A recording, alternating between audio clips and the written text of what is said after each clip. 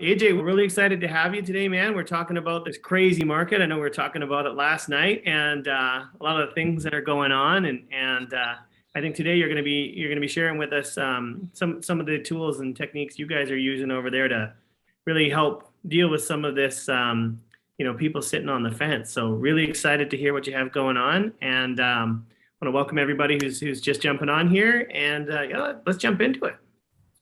Yeah, that sounds good. And look, I mean, I think when we did our last academy, I did a more of an informal, interactive version, and I thought it was well received. It was really good to hear from everybody. So I've got some great stuff to share, but I also really want to hear from you guys that are boots on the ground, in the trenches, the problems that you're dealing with, the client interactions that are jamming you up, things that you're struggling to get over. So in the chat, any type of here's an objection that I just faced from a buyer, an objection I faced from a seller, all that stuff. I want to get this really interactive so we can kind of deal with it on a one-by-one basis. And then, I'll just kind of free flow, go through some of the stuff that we're seeing, because I'm in these meetings almost daily now at this point with my team and with my inside sales agents. And I'm kind of hearing that the temperature's changed in a big, big way ever since the last interest rate hikes. And now in the US, we've just seen another one. There's likely going to be another one in Canada that's coming towards the end of summer. And so you've got to have the language, you've got to have the tactics, the tools in the tool belt to be able to overcome this stuff. And, I say now, and I was saying this in our team meeting the other day, that to get deals done for buyers in this new climate, you really have to see yourself more as like a deal architect.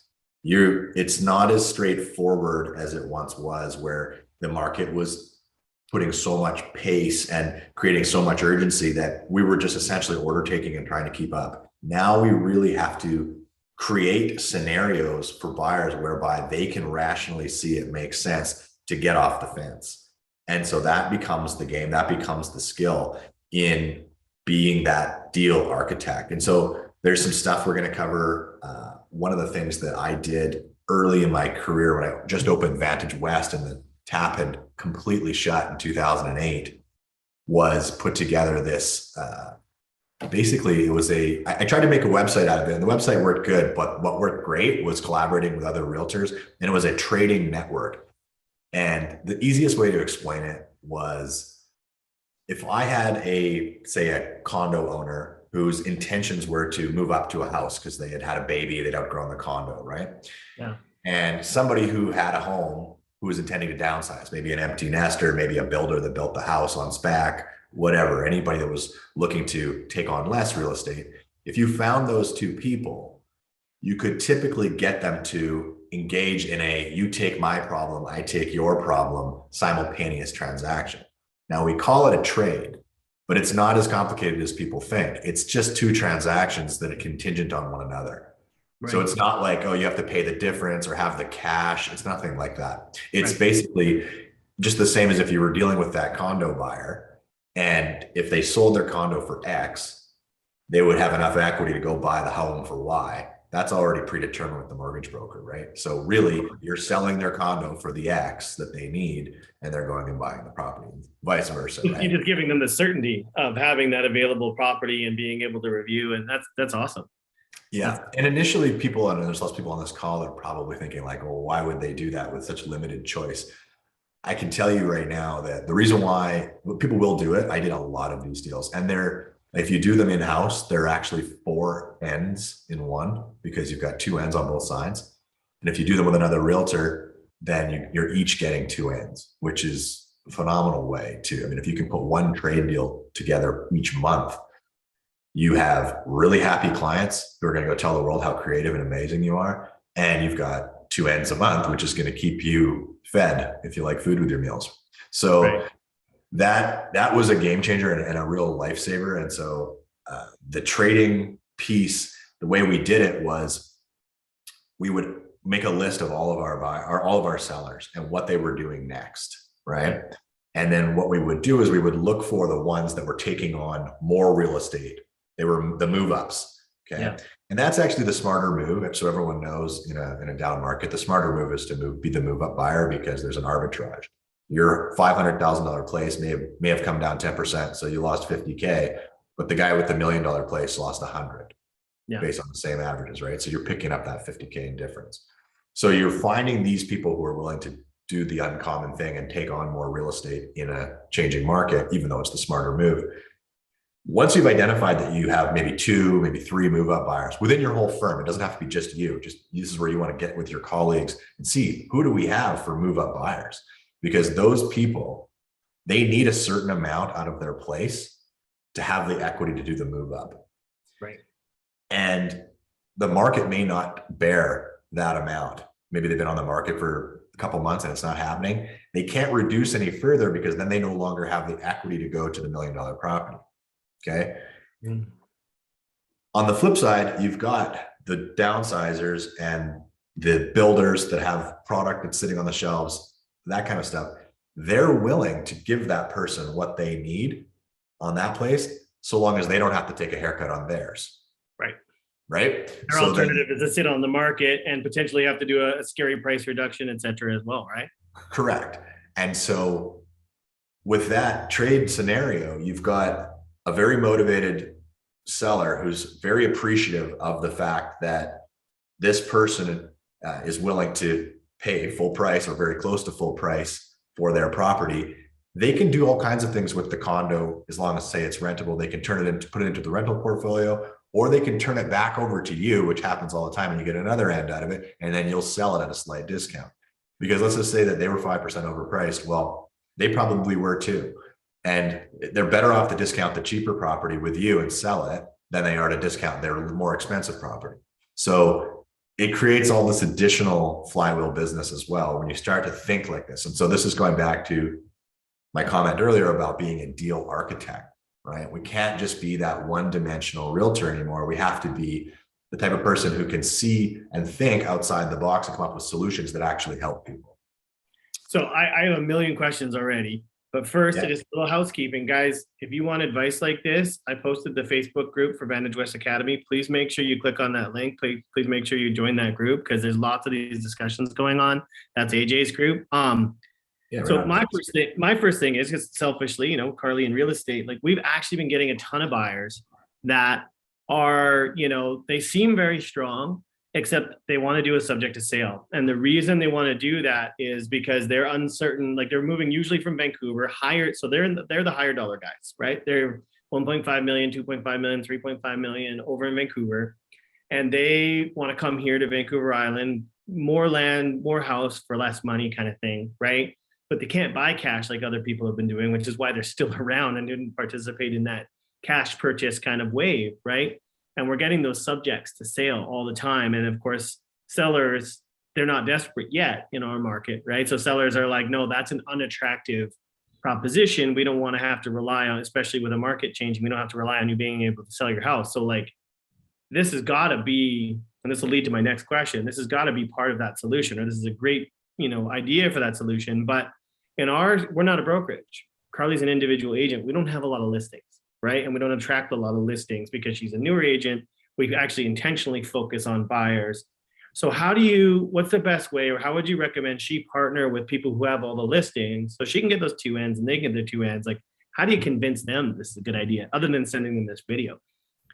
Yeah. So, I mean, the simplest way, we used to call them go fish breakfasts or go fish lunches. And we would basically sit with realtors in our valley that had 60, 70 listings. And we would just ask them the question of all the listings that you've got, or we would ask them to print off all their listings so they could literally look at each of their clients on a one by one basis and say, I would say, look, I've got a condo owner, their condo's worth $500,000. They're looking to get up into $1 million property. Do you have anybody on your list that's selling $1 million property? Okay, yeah, you've got these 4 people. Okay, fantastic. And out of those 4 people, are any of them in a position to potentially, in exchange for us buying their place for full price, buy our place for full price? And your options would be to either sell it or rent it. Do you think any of your people would look at that? And then they would have to have a think on that. And they'd say, well, I could take it to them. And then they're always surprised. They predetermine or assume that their client wouldn't be interested. And then when they go to them and they say, hey, I've got somebody that wants to buy your spot, but they got a condo you'd have to buy. you have some options with it. It might cover itself. It might be a little negative cash flow, or we can just sell it. And I'm more confident in being able to sell that cheap product now than I am in being able to sell yours. And if we have to discount it by 10%, at least, either property in order to get a sale right now, at least this one's on a lower price, right? And so that's the arbitrage in reverse. Correct. No, it makes a hell of a lot of sense. So that would be how I would do it. I would find the listing agents that have the big volume. And then I would say, and again, everything comes to and from the move up buyer. You'll find when the market gets really ugly, there's lots of people who are willing to take the cheap stuff on trade because they want to get out from under the mortgage. They need cash to do something else, whatever. It's the move up buyer that becomes the rarity. That's the person that you build the program around. So as soon as you've identified that you have said person and you've put their property, obviously the first step is to get their property on the market, see if you can sell it and make them a cash buyer and give them all the choice in the world. But if you got to the point where their place isn't selling and their next move is to move up, then the move is to start playing the go fish game with people that have large inventories. All right. Can you guys go ahead and test that chat for me and just pop something in? Works. Okay. Sorry about that, guys. I'm blaming my team on this one. They set this one up. There we go. There's all the chats. I was like, I just saw the QA pop up. I'm like, why is there no questions? This is awesome. All right. Sorry about that, AJ. Let's get who has questions? Who was trying to use the chat? There's Larry testing. There's Tony over in Vancouver. There's Michelle over in Mississauga. Awesome. Got some folks here. It's good to see you guys in the chat now. That's awesome. Before I move on from trades, does anybody have any questions about that? We got lots of other stuff to cover, but I want to make sure that if you did have a question about how to put those types of deals together, I can quickly answer it on the fly.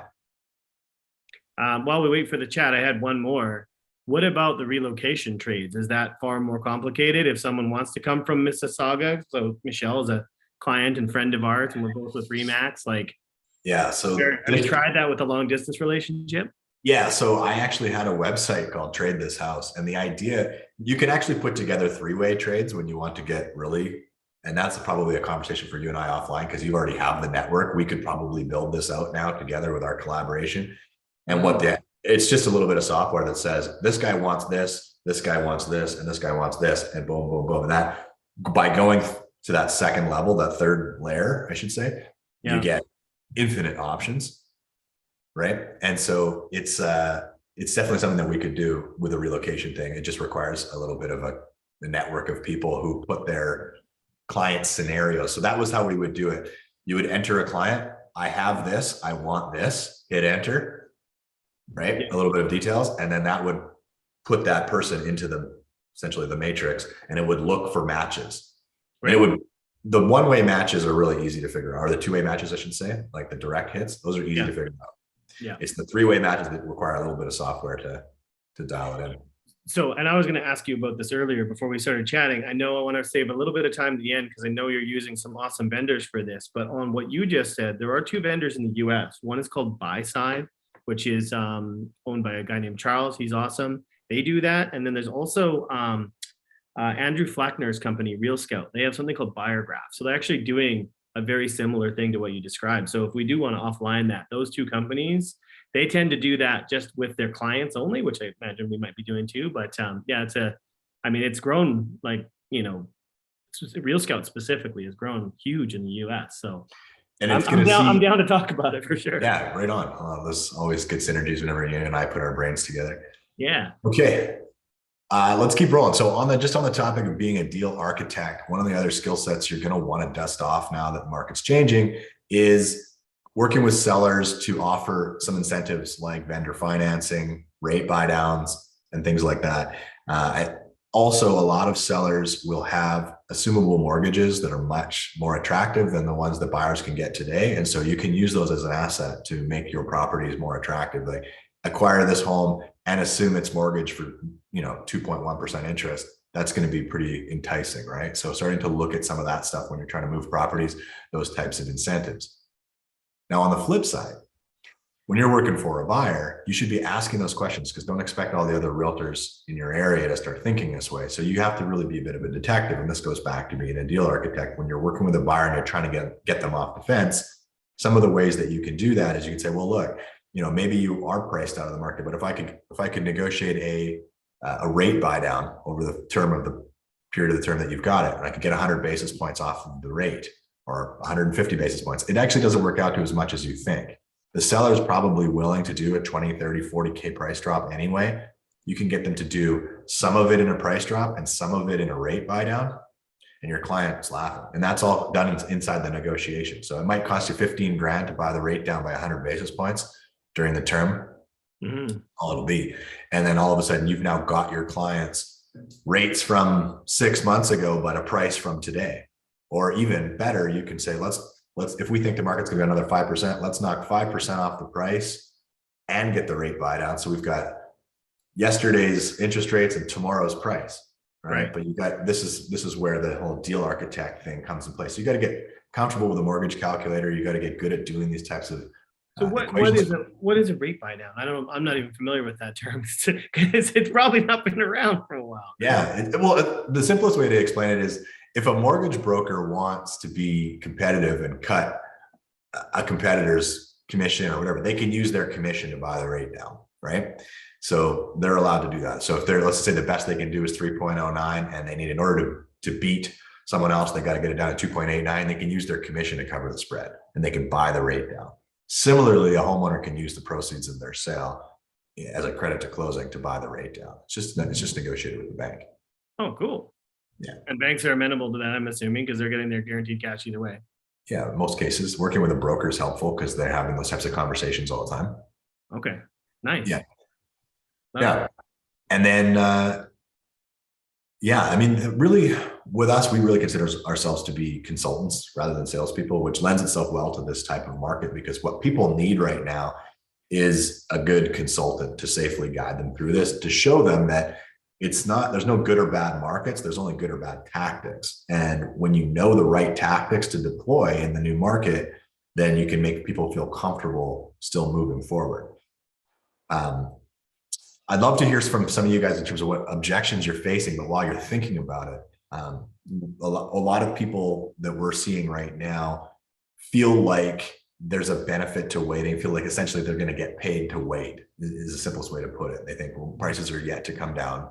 And it's tough to argue with that because I think a lot of us believe the same, and the news is certainly going to say the same. And so rather than to be that person, and you're not going to create a lot of trust by saying, no, the market's going to be exactly where it is today, or it's only going to go up. Like, you're not going to create trust that way, especially if that's the belief of the buyer. And so what I've been trying to figure out for everybody is a sales methodology to go with that line of thinking, but still move people off the fence. And so what I've come up with is, again, like any good consultant, asking great questions. And so the first question that I ask people, first, I agree with them. I say, yeah, you could be right. You could be right. We could be in for a bit more of a slide here based on the direction things are going. So based on that, let me ask you, do you think we're in for a correction or a full-blown collapse? Right? 90% of people are going to say they think it's going to be a correction. Okay. But now that we've identified that they believe it's a correction versus a collapse, then we go with that energy and we say, okay, well, based on that, we're talking about anywhere from 5 to 20% from peak pricing. That is the definition of a correction. Anything beyond 20% would be a collapse. Do we still agree it's probably going to land in that 5 to 20% from peak? And then they usually say, yeah, I agree with that. So now, okay, we can work with that. Now we know kind of what their frame of reference is on it, somewhere between 5 and 20% off peak. Well, in our market, we're already off peak. So I can use some of that now to start closing this gap. Right? Even if I went on the 20% high side, which is what I'm going to do for the sake of being able to convince this person that it's safe. I say, okay, so 20% off peak. Well, and I show them statistically, the bulk of the homes right now are already off peak. We just had 100, like we've got 1,000 properties on the market. And in the last month, about 700 of them have had a price reduction. So most of these properties that we're looking at have already had a price reduction. And statistically, when we look at the home price index, we've already seen about 7% kicked out of our market here. Now, it'll be different for everybody on this call, but this is something you need to be aware of. And so now I can say, all right, well, we're already kind of at 7, right? Yeah. For us. And so I go, okay, if we think that there's another 20%, if there's going to be 20% total, then we really only have another 13% or so to get to that 20. Right. In the worst case, but in the worst case, if it was 5 to begin with, you're already -2. We've already got to the bottom, right? Correct. Yeah. And so then I say, okay, so really then what we're looking for is we're looking to find a motivated seller who might be willing to take a 10 to 15% haircut on their property in order to move on. If I found that person, would you be ready to move forward? Right. Another good question I ask is, given that none of us are going to know the bottom of the market until it's in the rear view mirror, how far down would the market have to come, or what margin of safety would you have to buy at back from peak pricing to feel comfortable moving forward?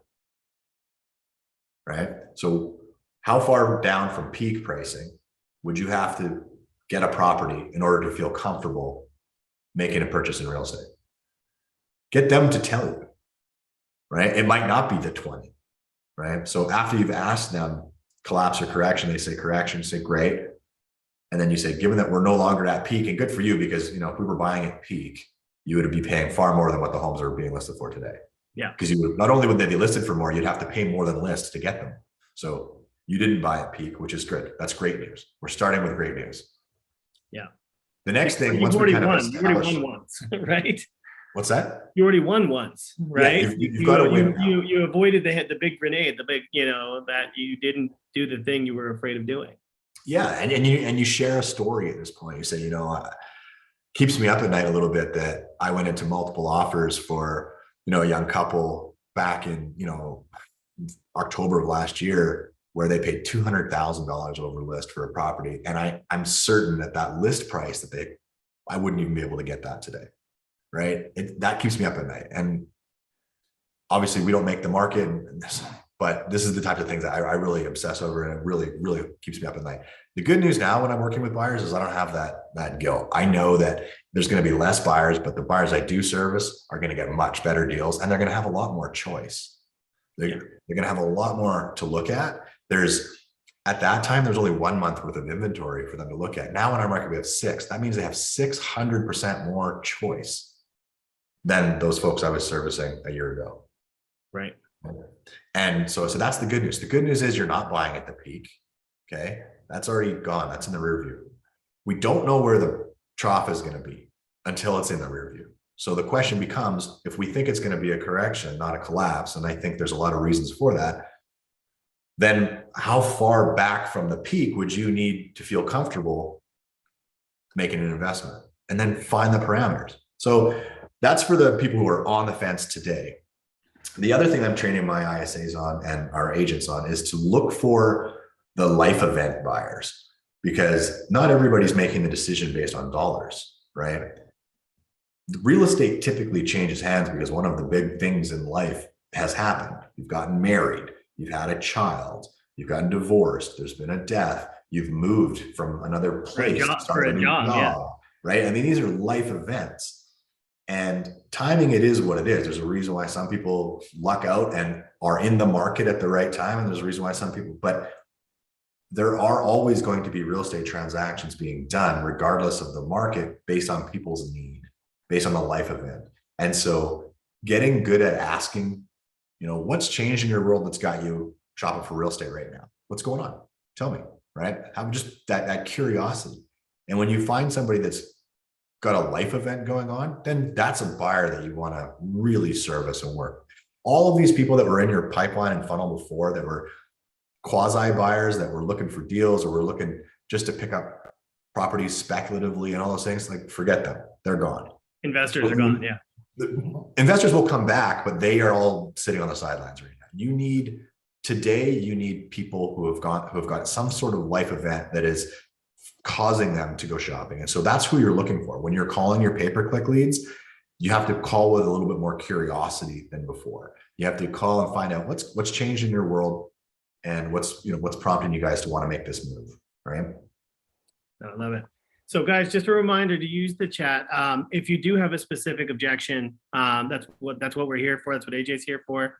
Would love to see. I know Michelle, Tony, Larry, etc. I know the chat works for you guys. Would love to hear from you guys. What's the last thing you ran into that challenged you, right? What's with a buyer, with a seller, with respect to this change? What are you hearing? What's hitting you hard? What are you worried about that you don't know that you can handle in the next month or two that might reduce your deal flow or might impact your ability to feel confident in your closing. Like, love to hear from you in the chat. But again, AJ's got lots of material too. So interactive's awesome. We encourage it. So if anyone's got a question, go ahead. Maybe we'll have an uncomfortable pause for 3 seconds. Make people use the chat. Let's see if that works. Yeah.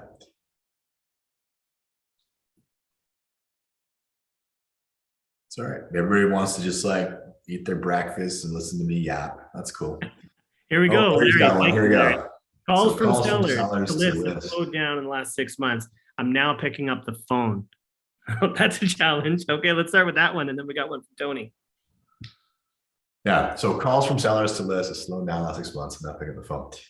Yeah. I mean, look, we all need to shift our mindset now. We were blowing buyers off before and focusing on sellers because they were the gold mine, right? And they were the rare thing. And if you got a seller, you had a deal, right?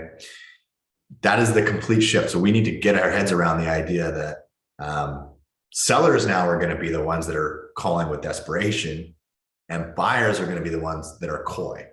It was the opposite 6 months ago. Sellers were coy. I don't know if I'll sell. I think waiting might serve me. I think if I wait, I'll get more, right? Now buyers are adopting that mindset. They're coy. I don't know if I'll buy now. I think waiting might serve me. I might be able to pay myself to wait here. And sellers recognizing they're on the wrong side of the equation, are going to show up with desperation.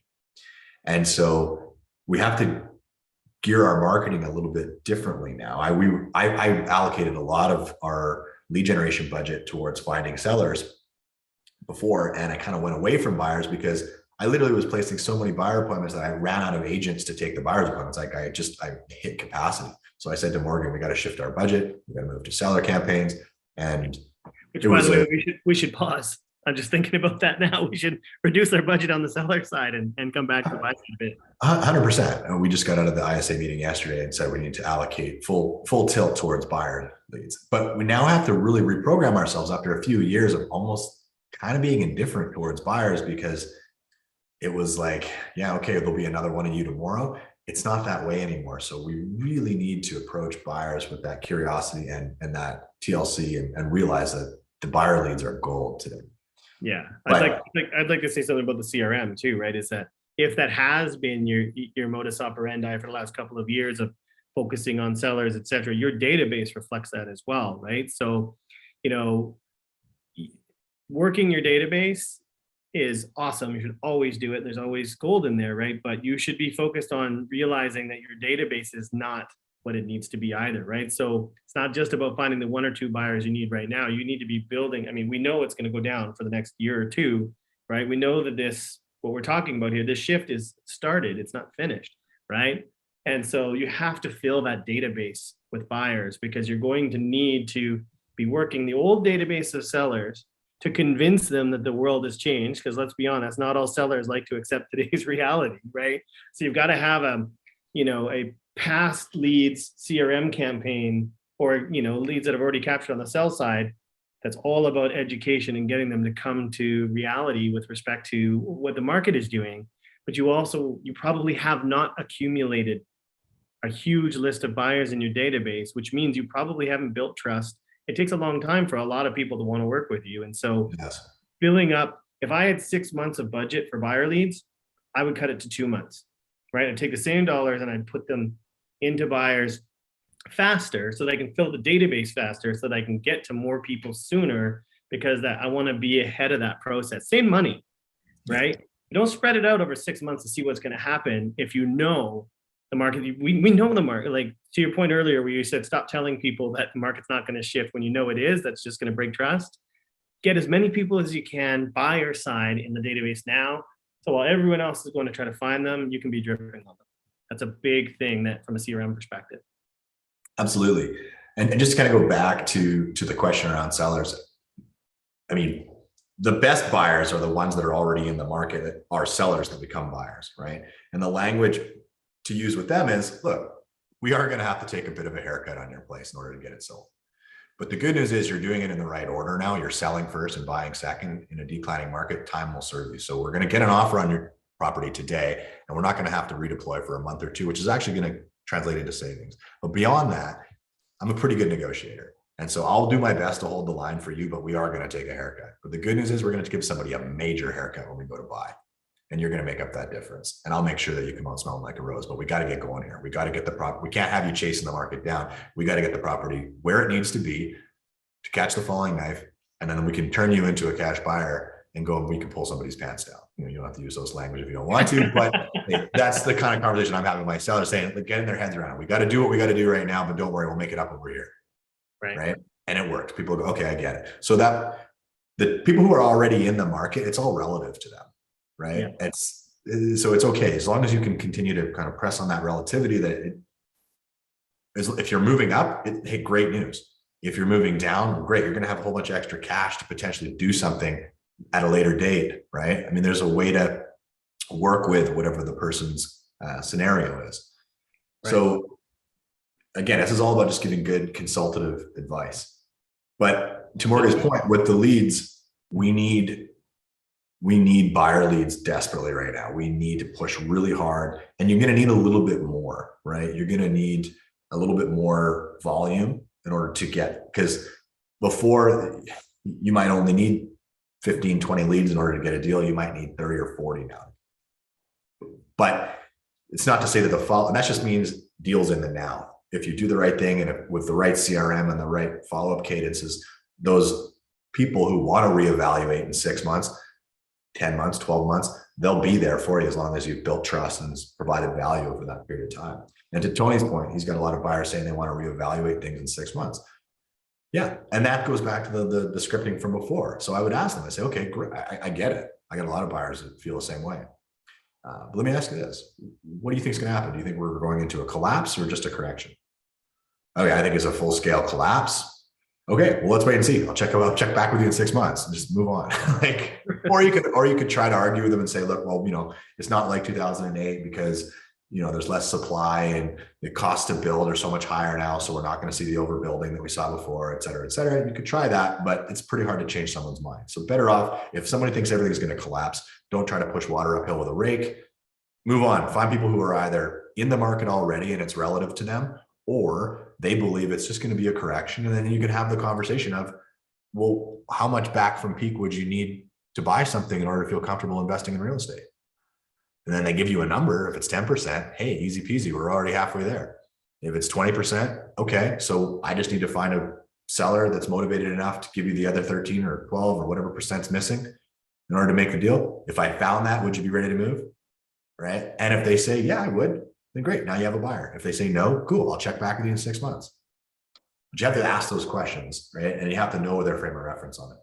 So I have a relativity question. I mean, I love the arbitrage conversation on the buy and sell side, but the one objection that obviously has hit a lot for us, and I think in the U.S. as well, is the mortgage rate conversation, right? Yeah, I know I could get more, but less, but I'm paying way more either way if I trade in my mortgage or I, have to get a bigger mortgage depending on which way you're going. So how do you deal with I'm worried that I don't know if I should lock in or I should keep floating, or market, are they going to go up still? And because I'm traditionally a floating, like that conversation around rates, because obviously the media is just hammering us with social media posts and stuff on rates. How do you deal with the mortgage side of things? Mm-hmm. I mean, one of the things that I say to folks is, you live in the payment, not the price. And so it really does come down to the payment that you can afford. Well, the home prices are coming down relatively quickly right now for us anyway. And that's going to be a big part of the overall payment conversation. But there are things we can tinker with to get the payments down. Like in Canada, to avoid CMHC, for example, you have to get to a conventional mortgage and you can get a 30-year amortization. If you're high ratio, you have to do a 25-year amortization. There are some banks already now that are going to 40-year AMs. We're seeing 40-year AMs come back. Some of the lenders that are trying to get a bit of an advantage now. And so really it's tinkering with the price. Do we do a little vendor take back to get you to the higher equity amount you need to avoid CMHC and to get you the longer amortization? Or do we go with one of these other lenders that are offering the longer amortization, right? It's all about having the conversation around payment. Also, there's reduction in price that you can consider. So if I get the price down to X, then your payment is what it would have been. I mean, it's doing the math. Okay, we maybe could have bought this thing with a 2.5% mortgage a year ago, but you would have probably paid an extra 100 grand for the house, 200 grand for the house. You're only going to have the property in this high interest environment for a period of time. We all believe, and every expert that I know believe, this is a temporary measure to destroy demand, and it's doing a great job. Destroy demand and reduce inflation. I mean, yeah, at least economists support that for sure. Yeah, well, I mean, that is the only lever that they have to pull to reduce inflation is demand destruction. There's nothing else that they can do. Right. They don't have it. They can't pull any other levers. So that's what it comes down to. And they can't create supply. Right. They could with policy, but yeah, they could with policy and grants and things of that nature, but it would take too long to land. Right. And politically, these guys won't be around to see that through. So they need to do stuff that does stuff now. And the only thing that does, they can't change the supply immediately. They can change the demand immediately. So that's what they've done. But it'll be short lived. We'll see this, I think, play out over the next 6 to 12 months. And you're going to start to see rates really starting to fall. And banks, by the way, they have their own autonomy to decide whether they want to get money on the street or not based on their own projections. And even if the overnight lending rate is high, they can discount. They can do all kinds of things that they're not currently doing. So yeah, that's where we're at as well. We think it's a year down and then a year up, right?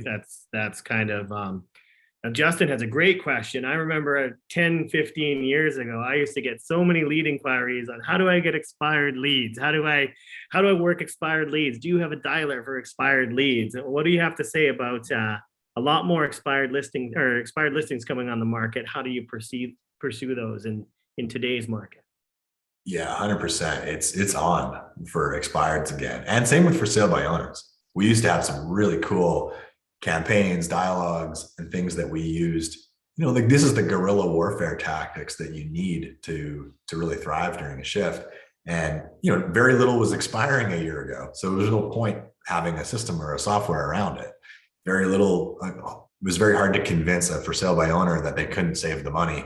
They were going to sell probably as a for sale by owner, even though I would argue for less money. It was hard to convince them. Now they're sitting and they need you. So all of those things, it really comes down to being first and being often. So follow up first, so be the first person when they expire, because there's a huge percentage of people that will list with the first person to call them. And the ones that don't, it's going to be who stays in touch. And so getting in contact early, asking them, why do you think it didn't sell? And do they still intend to sell? If so, great. Can I come out and have a look? Property looks great. Let me have a look and maybe I can give you a few. We had a checklist. Basically, it was like a 28-point, it was like a post-mortem inspection, really. Let me see if I can come out and assess why your home didn't sell.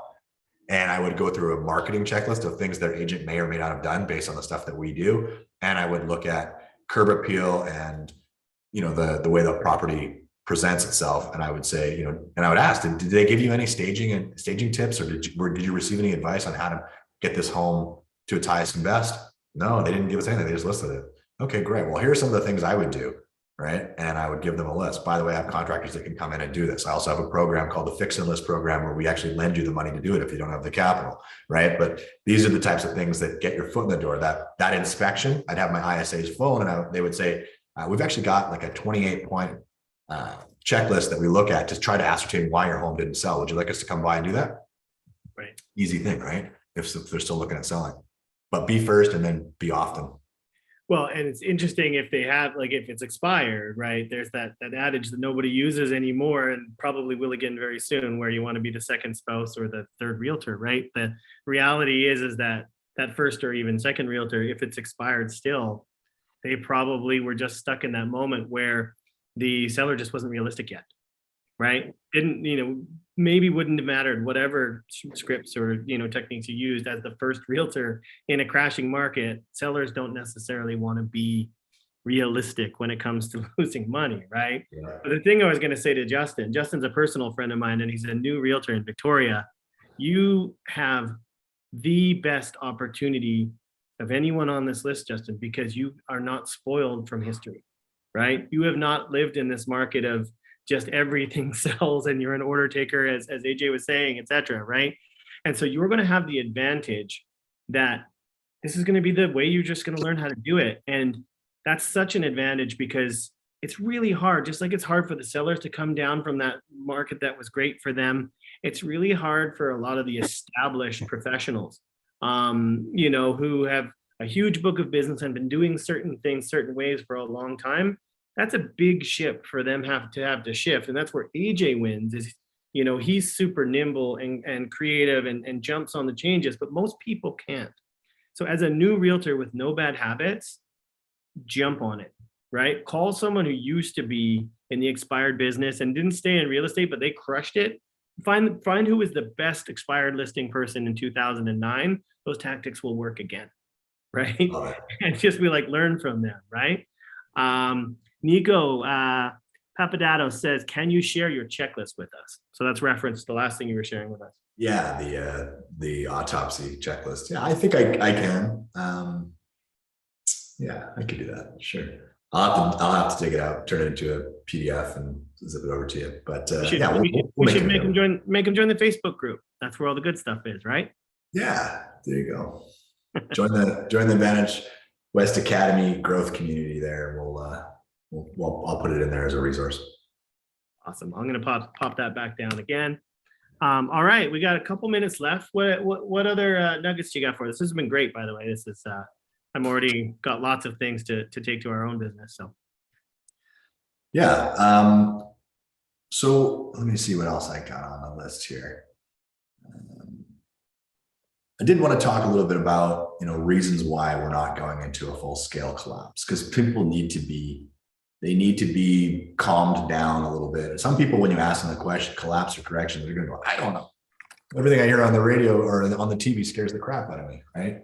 And so you should have some nuggets. And one of the biggest things for us in Canada that we get to stand on is that lending has been really tight for the last,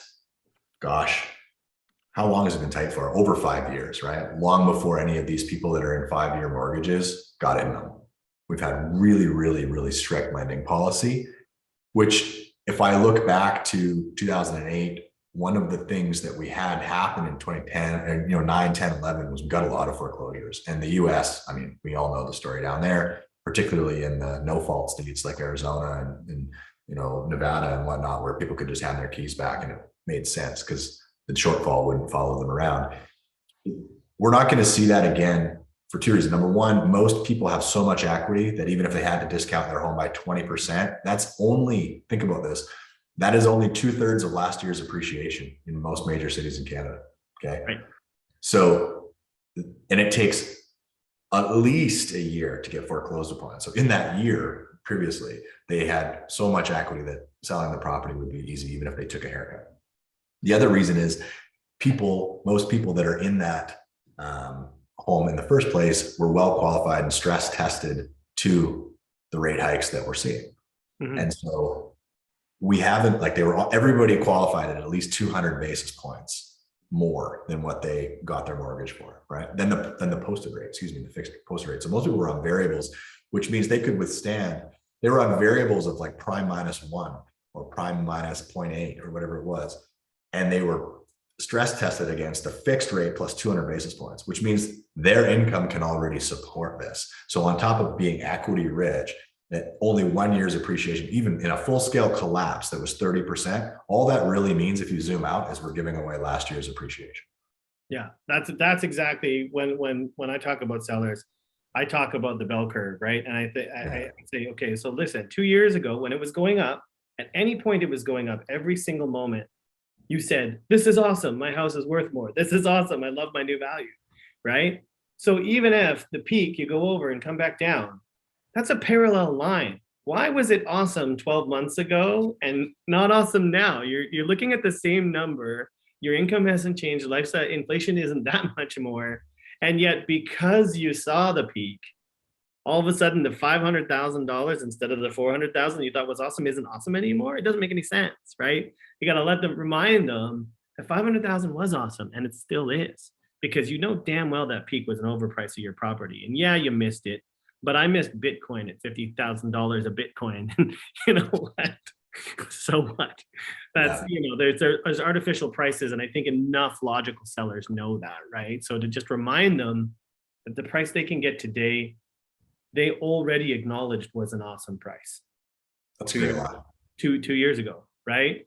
And I wish I was a better artist and I would draw it, but I'm just not. Yeah. No, that's good. I mean, the best advice with sellers is reminding them that it's relative, reminding them that you're going to take a little haircut, but give a major haircut if they're rebuying, right? And the best advice with buyers that I think we can give is getting them to define what they think we're facing, whether it's collapse or correction, and getting them to really put a number on it. Okay, then at what margin of safety from peak would you feel comfortable moving forward? And I think with those two tools, you should be able to overcome, get most people off of the fence. And really just the thing I really want to drive home to everyone is that a different market requires different tactics. It also requires you to have a few more tools in the tool belt. So you should really think about implementing a trading program, and should really think about connecting with a realtor in your area that has a lot of listings as soon as you get a move up buyer, and really go and see if you can play go fish with their inventory and their sellers and see if there's anyone there. And I really think that you should brush up on your vendor take back mortgage skills and learn how to negotiate one of those. One of the things that you can do for people now that interest rates are as high as they are, most people, if you ask them what they would have wanted for a vendor take back mortgage for a short period of time, would have said, oh, 5 was a good number. That number, that's because that's what they think they can get if they invest their money. Safe, right? They probably even appreciate 5 more when asset classes are all getting beat up. So if you offer somebody a 5% interest only component on 200 grand of their equity, if they don't need that money to go do their next thing, that's a good deal for them. 5% interest only is a lot cheaper monthly than a blended payment at 6.5, right? So there's ways that you can get your clients' overall payment level down by negotiating terms. There's things you can do to make your listing stand out by having that conversation in advance. When you take a listing, ask them, hey, so when this, you already know, what are you doing when this sells? So the question becomes, if I found somebody that had what you want and also happened to want what you have, would you be interested in hearing about that? They're going to go, absolutely.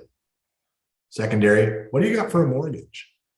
Is there an advantage here for us to look at advertising it as an assumable mortgage and using that really low rate that you have as an asset to set your property apart, right?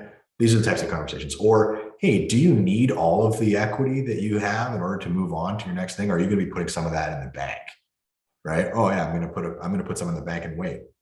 Would you be open to the idea of, as an incentive to get more for your house than the market may bear? Would you be open to leaving a couple $100 grand or $100,000 of equity in the home secured against the property you already understand and know for an interest rate of say 5%? For a short period of time, maybe a year or 2 years, would you be open to that? Yeah, I might, if it got me a little more for the house and I got some interest, right? So these are the conversations you have to have when you take the listings. You got to know in advance that there's a few other ways that these deals can come together. And going back to what I said in the beginning, we're the architect of the deal. No, I love it. So I know how much you love to support your vendors, and this has all been awesome tactical advice. I want to give you 5 minutes. I want to know, I think a lot of people wait for this at the end. What are you using now? What's working? What are you excited about? Other than REW and buying lots of buyer leads from REW, that's a given. What are the tools that they should be looking at, sort of low, medium, and high price in terms of like adjusting to this new market? Sure. The biggest one right now that I'm super excited about is a gentleman by the name of Adam. He created a company. He's Canadian. Company's called Client Nurture Systems. And it's the piece that I've been missing forever in my business, because I've always been really good at lead generation. I've always been good at servicing clients while I'm in the deal, but my after sales care and my ongoing follow-up, my client appreciation program for the Buffini folks out there, I've never been great at implementing that. So as a consequence, I've had some attrition. And when the market's really good, like when the market's outstanding the way it has been, it's okay. There's enough coming in the front door that you can let a few people go out the back door. But as we move into the shift, it's never been more important that we build a fence or a hedge around our clientele by making sure that the love-o-meter never falls. It's not enough to just be good in the transaction anymore. We have to continue to put massive value out there to them and to make sure that they never feel like they were just a number, or that we've disconnected from them or that we ever lose touch. You can't allow somebody from their kids' hockey team or somebody they met at church or whatever to fill the parking space of the first realtor they think of when it comes time to buy or sell. You just can't allow that to happen. And the way to do that is through some amazing like semi-custom automations that go out through by text from a separate business line. And what's cool is these guys have created a day 1, day 7, day 30 campaign, exactly what I would do on my best day after people close. And then birthdays, home anniversaries. Annually, I like to survey my clients and ask them what way they think the wind's blowing. Do you think the market's going to go up or down? And I can have conversations based on what they think, right? So we've got that survey put in there. We've got would you like me to tell you what your home is worth today? CMA offer. He's even willing to go in there and do an HPI calculation to see how much the home's gone up or down since he bought based on the market and put that into a PDF. Here's our updated referral directory if you need any good trades. Here's you've been 4 years in the home. You might be looking at refinancing. Here's a link to my favorite mortgage broker. All kinds of really cool touches that are all custom. These are just things I came up with. And he builds out 10-year campaigns, like 10 years of follow-up with the right stuff at the right time. It's awesome. And so I've been so excited about this, and it makes me look like the most on top of it, sensitive, caring, value-driven agent, which is everything I want to be and believe that I am, but often get too busy to truly execute on. So, well, it's funny that so many people hear about things like that and they go, well, yeah, AJ's got 10 years with the client, so that makes a lot of sense. I bet you were saying, I wish I had this from client 1. Right. 100%. Right. Same thing with generating the buyers. People are now going, shit, I wish I had focused on buyers. I wish that I had filled up my database of buyers instead of ignoring them. Right. And so anyone who's not quite there yet in terms of thinking you don't have enough volume of clients to reach out to, one client is enough. Because it's like that old proverb, when's the best time to plant a tree? Best time is 30 years ago. The second best time is right now. Exactly. And it's 100%. Well, you know what? If you guys join the Vantage West Academy, I'm going to have Adam on as a guest, and we're going to do. I'm going to do a deep dive into exactly what he's doing inside my business right now. We'll whiteboard it all out and how we're doing it. You can either funnel hack it and do it yourself, or you can book a demo with him and have him implement it for you. But either way, you'll get a really good look at how we plan on building that 33 touch program around all of our clients from day one. So it's a great complement to what we're doing on the lead generation side. It's just plugging the hole in the bucket on the client appreciation and the client nurture side. So that way you have that flywheel effect of the new stuff comes in, you do a great job, you continue to support and you continue to love on them, and then they feed back into the top of the funnel with their referrals and their repeat business, right? It's also much easier to produce the content, right? I think a lot of people, when they're on the conversion side, they feel schmarmy or they don't know how to come up with a good sales hook or whatever, right? Like conversion-based campaigns are kind of hard to do for some people, right? Yeah. But long-term nurture campaigns are just about adding value. Yeah, and it's right? Like and we follow the Gary Vaynerchuk, the jab, jab, jab, hook combination, or like cadence, right? Where it's fluffy value, not fluffy, but like it's nothing about me. There's nothing servicing me in it. It's like, here's a referral directory of my favorite, or here's our hot spots, all my favorite spots in town. If you think there's anything that should be on it, let us know. Or here's our top contractors. If you think about doing any renos, here you go. Everything is it's just value. And then it's, hey, you've been in your home for 4 years. A lot of our clients start getting the itch around 4 or 5 years. Would you like an updated valuation of what your property might sell for in today's market, right? Stuff like that. So it's value, lead gen. Love it. Right? It's clean. So yeah, join the group, join the Facebook group. I'll admit you right away. It is a private group, so I'll make sure I admit you today, and then watch for Adam and I's Webby. I think this was great, man. I'm going to go do some more CRM demos because I'm super excited about that stuff coming out. We're at Inman. For anyone who's at Inman next week, we'll have a booth there. We'll be showing off some stuff. Actually, Amy from our team is going to join us. Amy and I will be doing designs on the spot. So if anyone wants to have their site redesigned, come on by to the booth and we'll actually literally just design it for you right there. But man, I'm excited. This is good stuff. I know it's scary stuff for a lot of people, but I mean, change is opportunity. And I think 100%. you really dropped some value bombs here today. Everyone join the Facebook group.